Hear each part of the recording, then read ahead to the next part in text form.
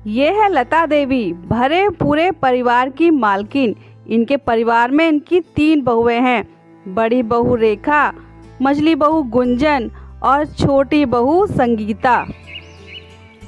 एक दिन लता देवी अपने पुश्तैनी गहने अपने बहुओं को दिखाती हैं, तभी रानी हार तो बड़ा ही सुंदर है माँ जी, और ये जड़ाऊ कंगन तो बड़े ही अच्छे लग रहे हैं। ये हमारे खानदानी जेवर हैं बहुओं, और ये हमारे घर की सबसे लायक बहू को ही मिलते हैं। पता है, हम पूरी 6 देवरानी और जेठानी थे, पर मेरी सास ने केवल मुझे ही चुना ये जेवर देने के लिए, क्योंकि मैंने उनकी बहुत सेवा जो की थी। इतने गहने देखकर दोनों बहुओं के मन में लालच आ गया। तभी मझली बहू छोटी बहू को आवाज देकर बुलाती है, संगीता, ओ संगीता, यहाँ आओ, ये देखो इतने सारे गहने तुमने तो कभी देखे नहीं होंगे।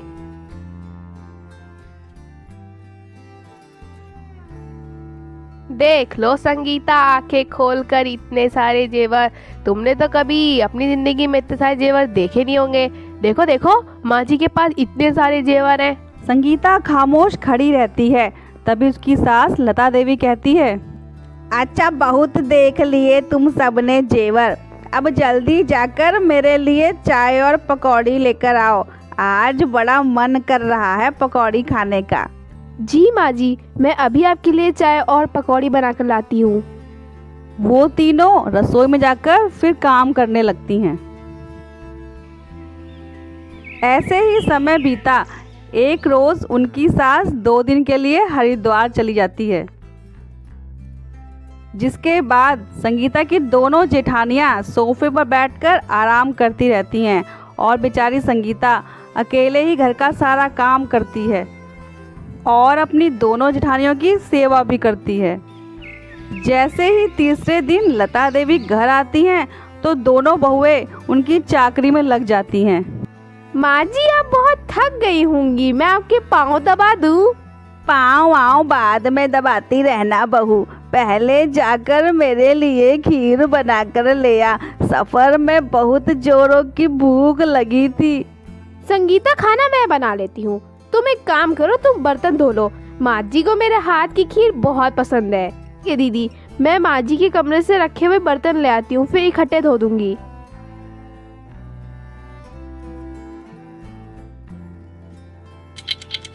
ऐसे ही कुछ दिन बीत गए। बच्चों के स्कूल की छुट्टियां भी पड़ गईं, तो लता देवी अपनी दोनों बहुओं को बुलाकर बोली, बड़ी बहू और मझली बहू, तुम दोनों ऐसा करो कि कुछ दिनों के लिए अपने मायके हो आओ। बच्चों की छुट्टियां हैं तो रह आओ। संगीता का कोई बच्चा नहीं है अभी, तो वो घर संभाल लेगी। फिर जब तुम दोनों आ जाओगी तो वो भी अपने मायके हो आएगी।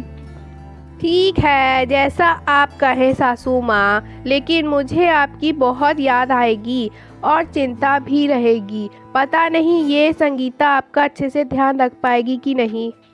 सच कहा तुमने गुंजन। और माँ जी, मेरा तो आपको छोड़ के जाने का मन ही नहीं कर रहा है। वो क्या है ना, बच्चों को बड़ी मुश्किल से स्कूल की छुट्टी मिलती है, कहीं जा ही नहीं पाते हम लोग। अच्छा माँ जी, अब हम अभी जाकर पैकिंग करते हैं। अगली सुबह दोनों जेठानियां अपने अपने मायके चली गईं। अब संगीता वहीं रहकर अपनी सास की सेवा करने लगी। मेरे पैर कितने दुख रहे हैं, छोटी बहू एक काम कर, मेरे पैर दबा दे। हाँ जी माँ जी, मैं अभी तेल गरम करके लाती हूँ। वाह बहू, तू तो बड़ी ही अच्छी सेवा करती है।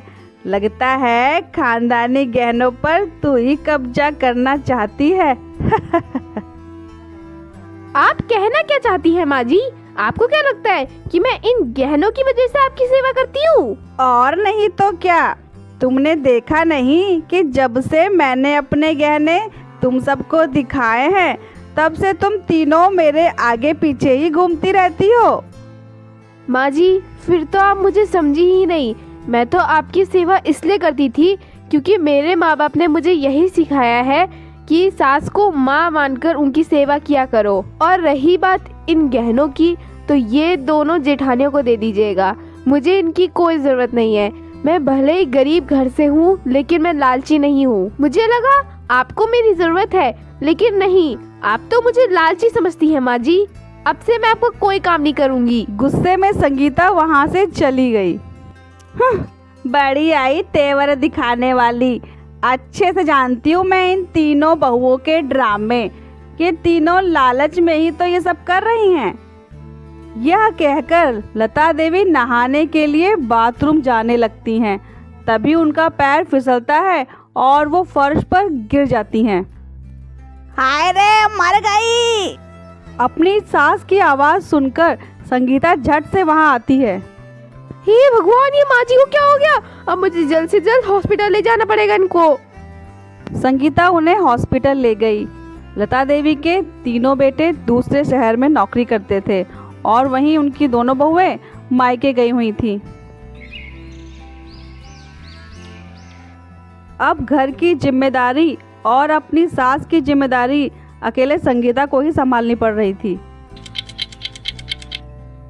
ये सब देख लता देवी ने सोचा, बेचारी छोटी बहू पर ही अकेले काम का कितना बोझ पड़ गया है। ऐसा करती हूँ, दोनों बहुओं को वापस बुला लेती हूँ। और वैसे भी काफ़ी दिन तो हो ही गए हैं उन्हें मायके गए हुए। फिर लता अपनी बड़ी बहू को फ़ोन करती है। हेलो बहू। प्रणाम माँ जी, कैसी हैं आप? क्या बहू, बाथरूम में फिसल गई थी। ओह गॉड, ज्यादा चोट तो नहीं आई माँ जी? वो बहू, डॉक्टर ने दवाइयाँ दी है और बेड रेस्ट के लिए बोला है, तो तुम आ जाओ ना बहू। माँ जी, मैं आ तो जाती, लेकिन वो क्या है ना कि मेरे मम्मी पापा अभी तीर्थ यात्रा के लिए गए हुए हैं और अभी घर मुझे ही संभालना पड़ेगा। जब वो आएंगे तभी मैं लौट पाऊंगी। अच्छा ठीक है माँ जी, वो मैंने रसोई में सब्जी चढ़ा रखी है। अच्छा बाय बाय। इसके बाद लता अपनी मझली बहू गुंजन को फोन करती है। प्रणाम माँ जी, कैसी हैं आप? बहू, मैं ना बाथरूम में गिर गई हूँ। डॉक्टर ने दवाई और बेड रेस्ट के लिए बोला है। हे राम, आप अपना ध्यान रखिएगा माँ जी। बहू, वो मैं कह रही थी कि यहाँ संगीता को अकेले ही सब करना पड़ रहा है और बड़ी बहू रेखा के माता पिता अभी तीर्थ यात्रा पर गए हुए हैं, इसलिए वो अभी यहाँ नहीं आ सकती। जेठानी जी भी ना बड़ी चालाक है, बुढ़िया की सेवा करने से बचना चाहती है, तभी बहाना लगवा दिया। माँ जी, वो इतनी जल्दी रिजर्वेशन तो मुश्किल है, पर आप देखिए ना कि इतने टाइम के बाद तो आना होता है, फिर इतनी दूर बार बार आया भी नहीं जाता। ऐसा करिए, आप 10-12 दिन रुक जाइए, फिर आ जाती हूँ मैं। इन दोनों बहुओं को मेरी जरा भी नहीं पड़ी है। लता देवी को बहुत बुरा लगा। अब उसे समझ आ गया था कि उसकी दोनों बहुएं उससे बचती फिर रही हैं, लेकिन संगीता लगातार उसकी सेवा करती रही। ऐसे ही कुछ दिन बीत गए। अब लता काफी ठीक हो गई थी। फिर लता अपनी तीनों बहुओं को अपने कमरे में बुलाती है। क्या हुआ माँ जी, आपको कुछ चाहिए था? जरा वो अलमारी से कहने तो लाकर देना बहू। हाँ हाँ जी जी माँ जी, मैं अभी लाती हूँ।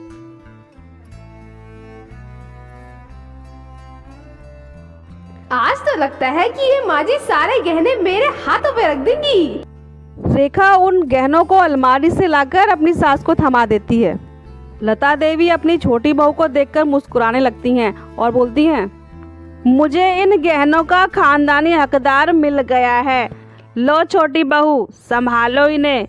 मेरी सबसे लायक बहू तो तुम ही हो। अब से ये हुए गहने सब के सब तुम्हारे। मुसीबत के वक्त जिसने मेरी सेवा की, मेरा इतना ख्याल रखा और मेरे साथ साथ मेरे घर को भी अच्छे से संभाला, तो मेरी नज़र में सबसे लायक बहू तुम ही हो संगीता। माँ जी, आपका बहुत बहुत शुक्रिया कि आपने मुझे इस लायक समझा। संगीता अपनी सास की बातें सुनकर बहुत खुश थी, तो वहीं उसकी दोनों जेठानियां नज़रें झुकाकर शर्मिंदा खड़ी थीं।